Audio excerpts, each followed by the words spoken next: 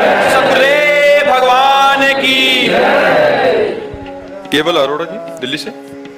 राधे राधे महाराज जी। महाराज जी, मैंने अपने जीवन में बहुत बहुत बुरे काम किए हैं, जुआ, शराब, मांस, मदिरा, लेकिन अब सोच सोच कर डर लगता है मेरा आगे का क्या हाल होगा। बहुत पछतावा हो रहा है। मैं माफी अब नाम जप करो, भगवान का नाम जप करो। अब लो नशानी, अब ना नशे हो। महाराज जी, किसी समय में मरने वाले को सोचता कि आज मरूं कि कल मरूं, आपका सत्संग सुनने लगा तो बच गई। हाँ बिल्कुल, मरना तो है ही, बचेंगे तो है नहीं, मरना तो है। पर हम मरे तो ऐसे मरे कि हमारा मरना महोत्सव हो जाए, मृत्यु हमारा महोत्सव बन जाए। भगवान का नाम हमारे मुख में हो, हृदय में भगवान का ध्यान हो, हमारा शरीर छूट रहा हो, ये मृत्यु महोत्सव हो गए। तो नाम जप करो। गलतियां आपसे ही नहीं सबसे हो जाती हैं, लेकिन बार बार गलतियों को दोहराना ये ठीक बात नहीं है। एक बार हमने जान लिया कि ये गलती है, अब उसे दोबारा हम ना करें। जो पाप कर्म हम जानते हैं कि ये पाप कर्म है, हम उनका दोबारा कभी अपने जीवन में प्रवेश न होने दें और भगवान का नाम जप करें तो ठीक हो जाओगे, ठीक हो जाओगे। सारे पाप नष्ट हो जाएंगे। नाम संकीर्तनम यस्य सर्व पाप प्रणाशनम। भगवान का नाम जप, भगवान का नाम कीर्तन, ये समस्त पापों का नाम। आपका सत्संग सुनने लगा हूं, तब से कुछ भी नहीं करता। हाँ बिल्कुल, आनंदित रहो। नीरज कुमारी जी। राधे राधे महाराज जी। महाराज जी, आपका सत्संग और एकांतिक वार्तालाप सुनते हैं और नाम जप भी करने का अभ्यास कर रहे हैं। महाराज जी, मैं अपना एक अपराध आपके आगे रखने आई हूँ कि जो जो दोष मैं दूसरों में देखती थी महाराज जी, वही मुझ में आने लग गए हैं महाराज जी। और बहुत जलन हो रही है महाराज जी। हाँ, ये बहुत पक्का सिद्धांत है कि हम जिसके दोष दर्शन करेंगे वो हमारे अंदर प्रकट हो जाएंगे। इसलिए हम किसी के दोष न दर्शन करें। ये आपका ही नहीं, ये हमारा भी अनुभव है। पर दोष दर्शन ये साधना में बहुत बाधक है। अगर किसी में दोष दिखाई दे तो उसी समय प्रणाम करके भगवान से प्रार्थना करनी चाहिए कि भगवान हमारी दृष्टि पवित्र कर दो, कि हम किसी के दोष न देखें, ये हमें व्यर्थ में गंदी बात दिखाई दे रही है। और अगर हमने मान लिया कि वो ये दोषी है तो वही दोष हमने आ जाएगा। पक्की बात है, ये आपका भी अनुभव है तो हमारा भी अनुभव है, और ये शास्त्र का अनुभव है, शास्त्र का आदेश है।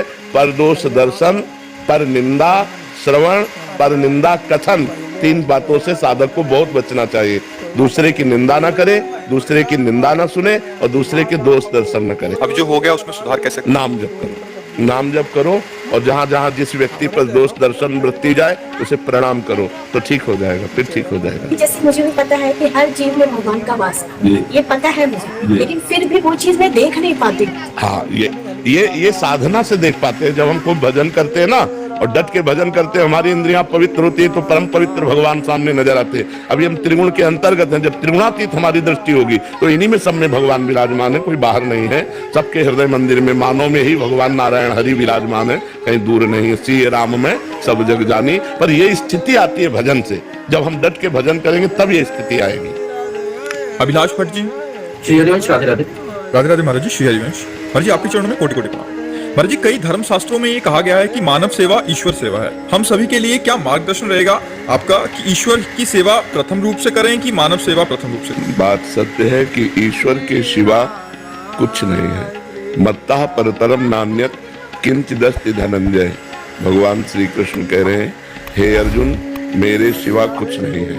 वेद कहता है, सर्वम खलमिदम ब्रह्म नेह नानास्ति किंचन। ब्रह्म के सिवा कोई दूसरा नहीं है। हमारी ब्रह्म भावना सब में नहीं है। कहीं स्त्री है, कहीं पुरुष है, कहीं जड़ है, कहीं चैतन्य है, कहीं उत्तम है, कहीं अधम है। यही हमें अपनी दृष्टि सुधारनी है। हम मानव को मानव मानकर सेवा करेंगे तो पुण्य मिलेगा। अगर मानव को भगवान मानकर सेवा करेंगे तो उपासना बनेगी, अध्यात्म पुष्ट होगा।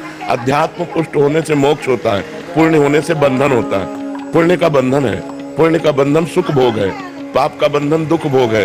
लेकिन अध्यात्म दोनों बंधनों से मुक्त करता है। पुण्य और पाप दोनों का नाश करके भगवत प्राप्ति कराता है। इसलिए मानव की ही नहीं, प्रत्येक जीव की भगवान का स्वरूप मानकर आराधना की जाए तो हमारा अध्यात्म मार्ग पुष्ट हो। यदि हम भगवत भाव विहीन सेवा करते हैं तो वो पुण्य बनता है, वो अध्यात्म नहीं। तो इसलिए हम हर जीव में, चराचर में, जड़ चेतन जग जीव जत सकल राम मैं जानी। बंदों सबके पद कमल सदा जोरी जुगपान। उपासक वही है, अध्यात्मवान वही है जो चराचर जगत में भगवान को देखता है, जो शरीरों को देखता है, स्वभाव को देखता है, कर्मों को देखता है, गुण दोष को देखता है, वो अविवेकी है। विवेकी तत्व दृष्टि रखता है, ये पार्थिव दृष्टि नहीं। जी। स्वामी सर्वानंद जी, हरिद्वार से। राधे राधे महाराज जी आपके चरणों में कोटि कोटि प्रणाम। महाराज जी मैं अध्यात्म पथ का एक पथिक साधक हूँ, आत्मज्ञान व कल्याण हेतु प्रयासरत हूँ। महाराज जी मेरा प्रश्न है कि ईश्वर नित्य अविनाशी सर्वव्यापी है, तो ईश्वर द्वारा की गई लीलाएं भी नित्य होनी चाहिए। लीलाएं आज के संदर्भ में किस रूप में हो रही हैं तथा ईश्वर इन लीलाओं द्वारा हमारे जीवन के सत्य का ज्ञान हमें किस प्रकार कर रहा है? जब तक हम जड़ शरीर में आसक्त हैं तब तक हमारे अंदर दिव्य नेत्र प्रकट नहीं होंगे। हमारे 3 नेत्र हैं। ये जो 2 नेत्र हैं ये केवल पार्थिव त्रिगुणात्मिका माया के द्वारा रचे हुए दृश्य को देख सकते हैं। बुद्धि में जो ज्ञान नेत्र होते हैं उनसे आत्म स्वरूप का साक्षात्कार होता है, और मन में जो प्रेम नेत्र होते हैं उनसे भगवान की दिव्य लीलाओं का दर्शन होता है। जैसे स्वप्न में होने पर हमें जागृत अवस्था का भान बिल्कुल नहीं रहता कि एक स्थूल शरीर सैया पे पड़ा हुआ है। जागृत जगत का विस्मरण स्वप्न में जैसे हो जाता है, ऐसे जागृत में मोहाविष्ट होने के कारण दिव्यता का विस्मरण है। दिव्यता अपरिहित है, हमें कहीं नहीं दिखाई दे रही, और वो यही हो रही है। जैसे वृंदावन धाम है, दिव्य लीला क्षेत्र है, यहाँ भगवान की दिव्य लीला हो रही, पर ना वो हमारे अंदर ज्ञान है ना हमारे अंदर दृष्टि है जिससे हमका वो अनुभव हो। जैसे विज्ञान के द्वारा पार्थिव शरीर के ढांचे का एक्सरा हो सकता है, सूक्ष्म शरीर का नहीं। आज तक कितना भी बढ़ गया हो विज्ञान कि मन का एक्सरा कर लो, कि बुद्धि का, कि चित्त का, कि आम का, इसका नहीं हो सकता। ऐसे ही हमारे जो यंत्र मन बुद्धि चित्त है, सूक्ष्म शरीर है, वो माया ग्रसित है, वो मलिन है। इसलिए भगवान की दिव्य लीला जो शाश्वत है, नित्य है, निरंतर है, वो हमें अनुभव में नहीं आ रही। उसके लिए हमें साधना चाहिए, हमें अपने मानस नेत्र खोलने होंगे, हमें अपने ज्ञान नेत्र खोलने होंगे, तब हम देख पाएंगे। जैसे भगवान के विराट स्वरूप को देखने के लिए अर्जुन साथ रहते हुए भी असमर्थ थे। जब भगवान ने उनको दिव्य चक्षु प्रदान किए तब भगवान के विराट रूप को देख पाए। ऐसे ही भगवान की दिव्य जो प्रेममयी लीला है, जो भगवान की सच्चिदानंदमयी लीला है, उसके लिए हमें सच्चिदानंद नेत्र चाहिए, पार्थिव नहीं। तो हमें साधना करनी पड़ेगी, और भगवान कृपा करें, गुरुदेव कृपा करें, हमारे अज्ञान चक्षुओं का नाश करके इनमें ज्ञान चक्षु खोले तो हम भगवान की दिव्य लीला देख पा रहे हैं। अभी हम भगवान की त्रिगुण लीला देख पा रहे हैं। जिनकी क्षमता है नेत्रों की, वो त्रिगुण लीला, त्रिगुणातीत लीला अभी नहीं। उसके लिए हमारे अंदर साधना के द्वारा नेत्र खुलेंगे, तब देख पाएंगे। पर जी अंदर के नेत्र खुलने पे हम इन्हीं चक्षुओं से देखते हैं। अंदर के नेत्रों का प्रकाश होता है, और गोलक यही होते हैं, नेत्र गोलक यही होते हैं। और लेकिन त्रिगुणात्मिका माया का प्रभाव हट जाता है और सच्चिदानंद प्रभाव दिखाई देने लगता है।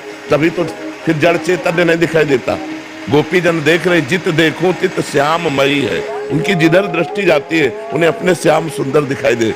रूप छके घूमत रहे, तन को तनिक न भान, नारायण दृग जल बहे, यह है प्रेम पहचान। भगवान का रूप नेत्र में समा गया तो जिधर देखता है उसे भगवान ही भगवान दिखाई देते। भगवान के सिवा कुछ अनुभव में नहीं आता। अभी हमें भगवान नहीं दिखाई देते और सब कुछ दिखाई देता है, क्योंकि हमारे नेत्र त्रिगुण के अंतर्गत है। अभी त्रिगुणातीत नेत्र नहीं खुले। जब त्रिगुणातीत नेत्र खुलेंगे तो हमें भगवत साक्षात्कार हो जाएगा।